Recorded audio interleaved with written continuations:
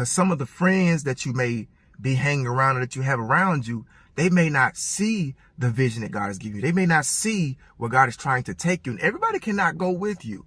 The things that you're trying to do, everybody is not going to understand them. Now, hey, what's going on, family? It's Michael B from createtobemore.com. And I just wanted to pop in with a brief, encouraging message. So last night, I was coaching a client.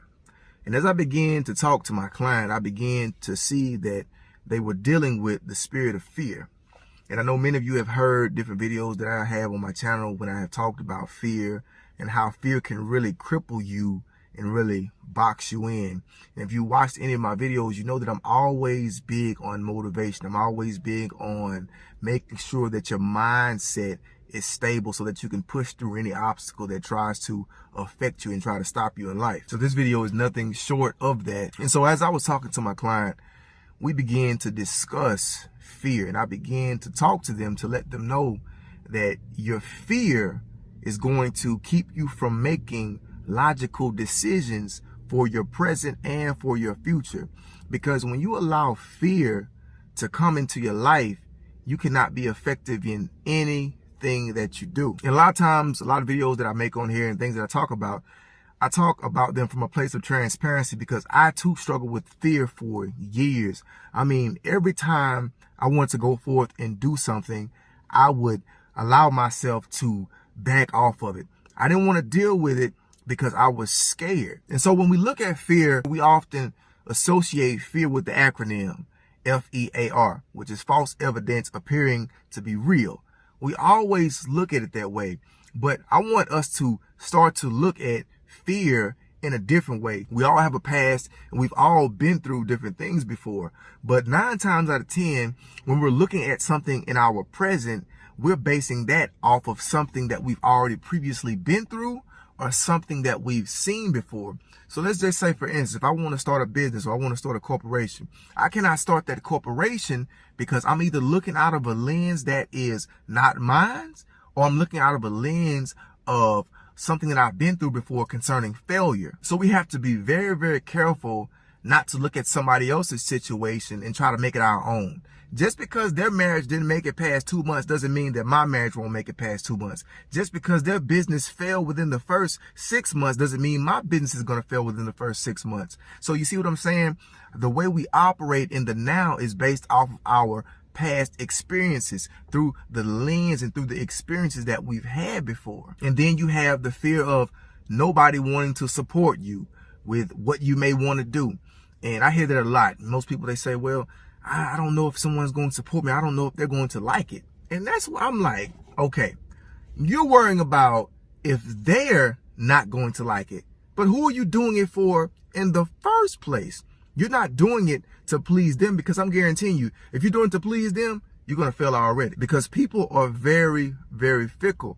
They are one day up and they are one day down. People change all of the time. So you cannot base what you want to do off of their potential reaction to something that you've been wanting to do for your entire life. And I wanted to make this video out of encouragement, because many of you who are watching this video right now, you have things that you've been desiring to do, but you just don't know how to do it. You don't know when you want to do it. And some of you, you know that you need to be doing it, but you just don't have enough ambition. You don't have enough willpower. But allow your fear to drive your ambition, because we as people, we don't like to be uncomfortable.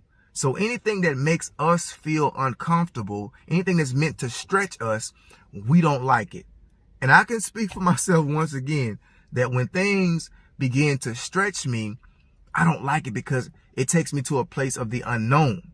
And anytime we don't know the place of the unknown, that in itself is enough for us not to even step forward to do anything. But one thing that I told to my client was that if it's not challenging you, it won't change you. But you have to have some type of resistance, because if things are not challenging you, if they're not causing you to step out of your comfortable place, because see, the thing we think everything should be going the way it seems normal in order for us to walk into it. Meaning, I have to be comfortable with everything before I make a decision. The money has to be there. All of my connections need to be there. everything I need in place to go forward needs to be there in order for me to move. But that's not always true, because in order to move forward, you need some type of resistance. And this is the metaphor that I gave my client last night. I said, if you go to the gym and you're trying to build muscle, you're not going to go to the gym and lift 5-pound dumbbells to build muscle so you can get to the size that you want. You're going to have some type of resistance to begin to grow that muscle. So you're going to possibly pick up a 45-pound dumbbell. You're going to possibly pick up a 50-pound dumbbell, or whatever your strength can handle. You're going to pick that dumbbell up.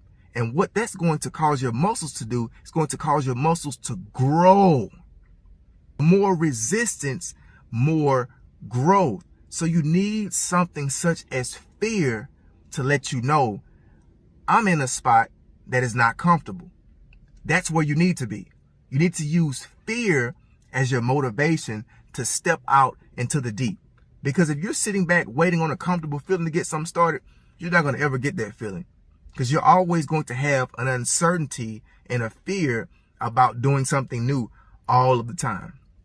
That's just natural.